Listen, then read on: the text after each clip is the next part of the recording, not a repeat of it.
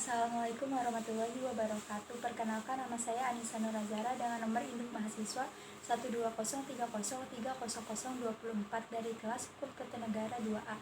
Di sini saya akan mereview materi-materi yang telah disampaikan oleh Bapak Lutfi Fahrul Rizal SSY MH untuk memenuhi tugas ujian tengah semester Ilmu Negara. Ilmu negara merupakan ilmu pengetahuan yang mempelajari tentang sebuah objek negara. Ilmu negara berawal dari seorang filsuf dan ahli tata negara yang berkebangsaan Jerman pada tahun 1882 yang bernama George Jelenic. Sedangkan asal mula ilmu negara di Indonesia berasal dari Universitas Gadjah Mada pada tahun 1946. Adapun penyebutan ilmu negara di beberapa negara berbeda-beda. Misalnya di negara Belanda disebut dengan Staatsleer, di negara Jerman disebut dengan Staatsleer, di negara Inggris disebut dengan Theory of State, di negara Prancis disebut dengan Theory de Etats. Ruang lingkup negara. Menurut Kelsen, ruang lingkup negara itu hanya mencakup aspek hukumnya saja, sedangkan menurut Cronenberg, ruang lingkup negara itu perlu membahas tentang asal mula negara, hakikat negara, bentuk negara, sifat negara, dan pemerintahannya. Objek ilmu negara adalah negara. Penyebutan istilah negara di beberapa negara berbeda-beda. Contohnya di negara Inggris dengan sebutan State, negara Jerman dan Belanda disebut dengan Staat, negara Prancis dengan sebutan de Etats, negara Spanyol dengan sebutan Estado, negara Italia dengan sebutan Stato. Kata stat, state, dan de etat ini berasal dari bahasa Latin, yaitu statum, yang artinya sesuatu yang memiliki sifat tegak ataupun tetap. Di Indonesia sendiri, kata negara ini berasal dari bahasa Sanskerta, yaitu negara atau nagari yang artinya kota besar. Di dalam bahasa Yunani, kota besar ini disebut dengan polis. Menurut Profesor R. Djoko Sutono, negara merupakan sekumpulan manusia yang berada di bawah sistem pemerintahan yang sama. Menurut Cronenberg, negara merupakan sebuah organisasi yang tumbuh dikarenakan adanya keinginan bangsanya sendiri. Terjadinya pembentukan negara disebabkan karena adanya penduduk, pelepasan, peleburan. Peleburan ini disebabkan oleh beberapa negara yang meleburkan dirinya menjadi satu. Dan yang terakhir adalah pemecahan, yaitu hilangnya suatu negara dan munculnya negara baru. Unsur-unsur negara menurut Montevideo tahun 1933, yang pertama adanya rakyat, kedua adanya wilayah, ketiga adanya pemerintah. Pemerintah yang mempunyai kekuasaan tertinggi untuk mengamankan, mempertahankan, mengatur, dan memperlancarkan tata cara penyelenggaraan pemerintahan negara secara penuh. Setelah adanya rakyat, wilayah, dan pemerintahan, tidak lupa juga adanya pengakuan dari negara lain, di mana keberadaan negara ini telah diakui oleh negara lain dan telah memenuhi syarat dengan berdasarkan ketentuan. Selanjutnya, teori negara. Yang pertama ada teori negara formal, di mana teori ini memandang sebuah negara sebagai lembaga yang formal dengan sudut pandang berpegang teguh pada norma dan yuridis.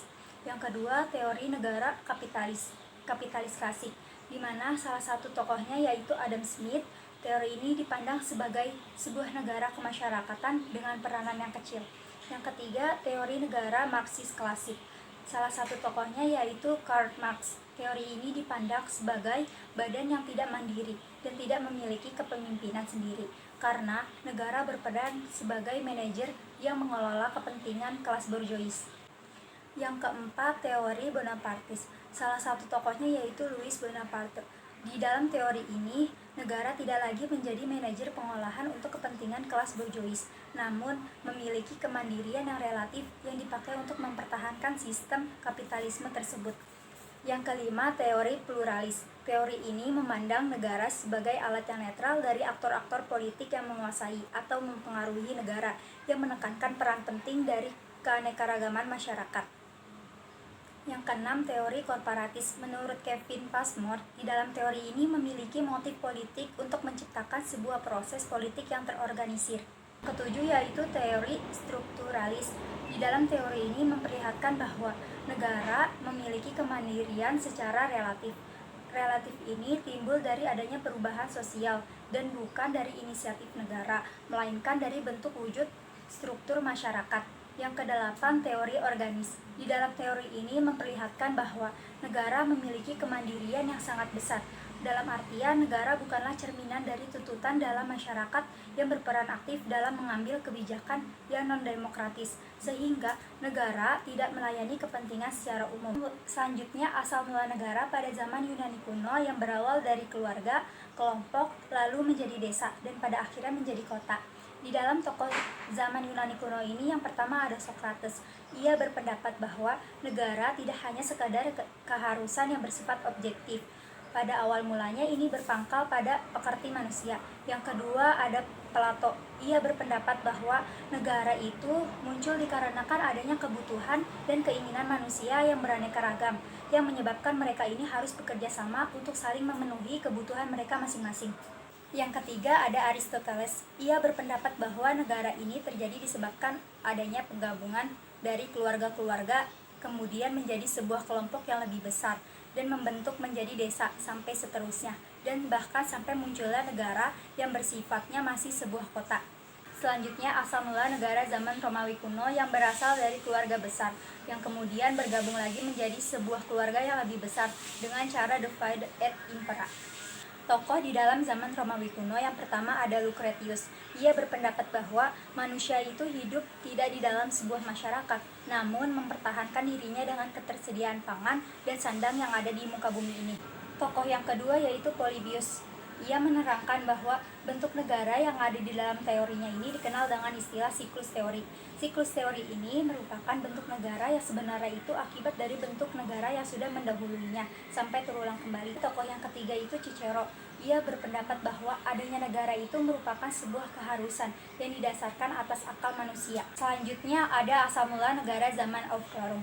Yang pertama ada tokoh John Locke. Ia berpendapat bahwa kehadiran negara ini berfungsi untuk menjamin keamanan seluruh warga negaranya, dan pemerintahan yang ada di sebuah negara itu wajib dibatasi oleh hukum-hukum tertentu agar pemerintahan itu tidak merampas hak-hak individunya. Yang kedua ada Jean-Jacques Rousseau, bahwa negara yang baik itu mencerminkan kedaulatan negaranya. Apabila negara memiliki kedaulatan rakyatnya, tentu pastinya setiap individu dapat mempertahankan kebebasannya. Yang ketiga yaitu tokoh Immanuel Kant.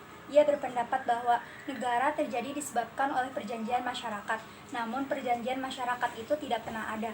Dalam artian, perjanjian masyarakat itu sesungguhnya hanyalah sebuah konstruksi yuridis yang dapat menolong orang dalam menerangkan bagaimana terjadinya negara, bagaimana negara itu ada, bagaimana adanya kekuasaan di dalam negara, pada siapa kekuasaan itu ada, dan bagaimana sifatnya. Yang keempat, asal mula negara pada zaman abad pertengahan. Di zaman abad pertengahan ini ada namanya pra-Renaissance.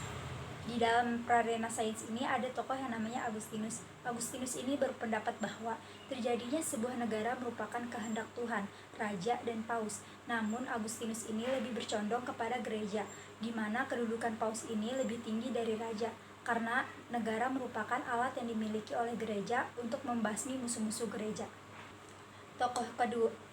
Tokoh yang kedua yaitu Thomas Aquinas berpendapat bahwa tugas negara yaitu membuka maupun memberikan kesempatan untuk manusia supaya tuntutan dari gereja tersebut dapat dilaksanakan. Jadi negara itu wajib menyelenggarakan keamanan dan perdamaian supaya masing-masing tugasnya sesuai dengan bakat dan dalam kondisi tentram. Tokoh yang kedua yaitu tokoh Thomas Aquinas. Ia berpendapat bahwa tugas negara yaitu membuka maupun memberikan kesempatan untuk manusia supaya tuntutan dari gereja tersebut dapat dilaksanakan. Jadi negara itu wajib menyelenggarakan keamanan dan perdamaian supaya masing-masing tugasnya sesuai dengan bakat dan dalam kondisi tentram. Selanjutnya tokoh yang ketiga yaitu Marsilius. Ia berpendapat bahwa terbentuknya negara tidak hanya kehendak dan kodrat Tuhan saja, namun melainkan adanya perjanjian dari orang-orang yang hidup bersama untuk menyelenggarakan perdamaian. Tokoh yang keempat yaitu Thomas Morus berpendapat bahwa pemerintahan yang baik itu yang terdapat di dalam bukunya yang berjudul The Optimo Republic Statu de Cui Nova Insula Utopia, yang bertujuan untuk mengkritik Inggris khususnya pada kalangan borjuis dan pemilik kekuasaannya. Selanjutnya, di dalam zaman abad pertengahan juga ada namanya Pasca Renaissance. Di dalam Pasca Renaissance ini terdapat tokoh yang namanya Niccolo Machiavelli. Ia berpendapat bahwa tujuan negara adalah terbinanya ketertiban, keamanan, dan ketenteraman. Selanjutnya tokoh yang kedua yaitu Jean Bodin. Ia berpendapat bahwa negara merupakan sekumpulan keluarga dengan segala miliknya dan dipimpin oleh seseorang yang akalnya dipimpin oleh penguasa yang berdaulat. Tokoh yang ketiga yaitu Francisco Suarez. Ia berpendapat bahwa orang-orang yang bergabung dalam memformasi negara sebagai badan politik adalah sebuah keinginan mereka yang disengaja dan dipersetujui oleh mereka. Tokoh yang keempat yaitu Hugo Gratius. Ia berpendapat bahwa negara dan hukum merupakan sebuah usaha untuk mengatasi segala perpecahan yang ada di lapangan agama dengan berdasarkan akal manusia yang berlaku umum. Tokoh yang kelima yaitu Thomas Hobbes. Ia berpendapat bahwa negara merupakan sebuah sistem materialistis yang besar di dalam mengatur kehidupan organis dan rohanisnya yang bertujuan untuk kebahagiaan yang dicapai dengan berlomba dan gerak.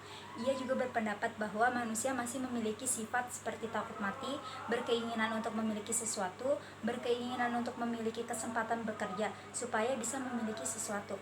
Cukup sekian dari saya, kurang lebihnya mohon maaf. Wassalamualaikum warahmatullahi wabarakatuh.